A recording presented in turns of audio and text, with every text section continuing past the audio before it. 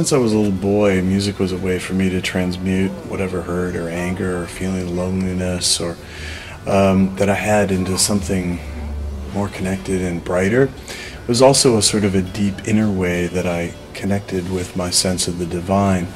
I've always had a little bit of a difficulty with institutional spiritual practices, but somehow in the space of music I was able to do something that was really, really close and personal, and it feels better for me to connect to the divine in a way that involves looking inside instead of looking out.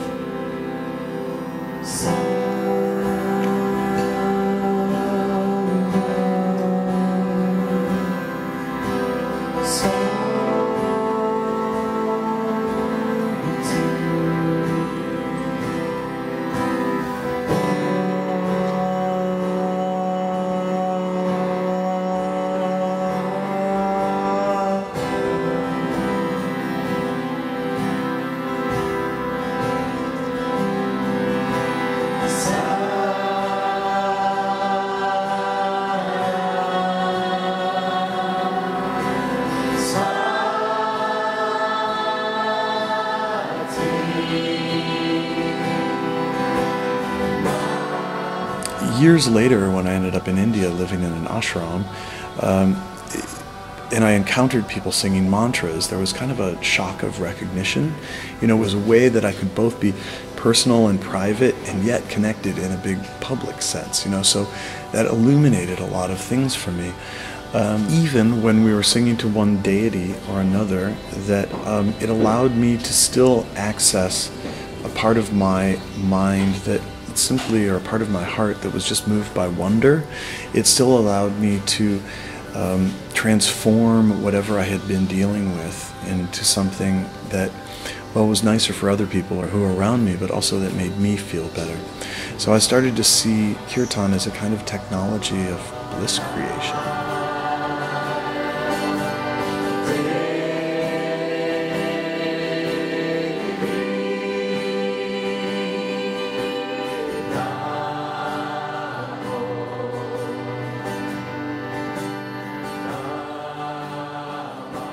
So what Kirtan was doing for me was getting from the individual to the universal. It allowed me to connect to those experiences, you know, like prior to this, I was very much alone in my connection and expression. This is something that was very personal, and I would often play music just by myself, like I didn't want anyone else around.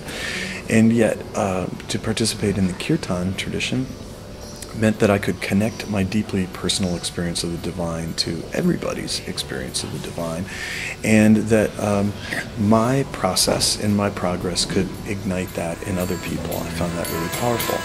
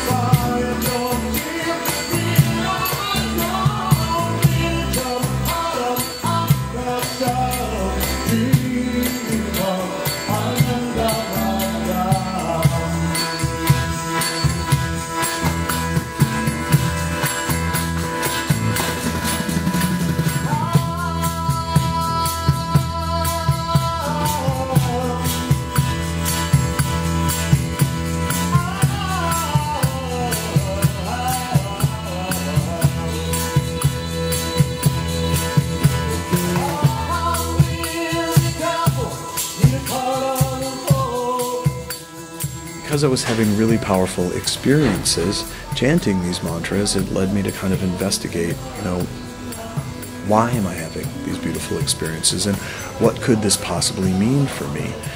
And in its initial appearance in the Bhakti movement, there was a kind of democratization of our relationship to the divine. You know, it said, like, everybody is equal in love, and everybody can connect to the divine directly in their own heart. I think that's still a really powerful message that continues to have modern impact. You know, it's as simple and as surprising now as it was then. And I love the idea of a world in which everybody is equally imbued with love and wonder and feeling for the divine. And when you look at the world that way, if you see yourself as connected, then it's quite easy to see everyone else as connected. And that's a beautiful message of Kirtan too. One of the things I really like about yoga is that it's not afraid of science. Yoga is a way of asking questions. It's not a system of beliefs or answers. It's a way of inquiring about yourself and the state of the universe, and that's what science does too.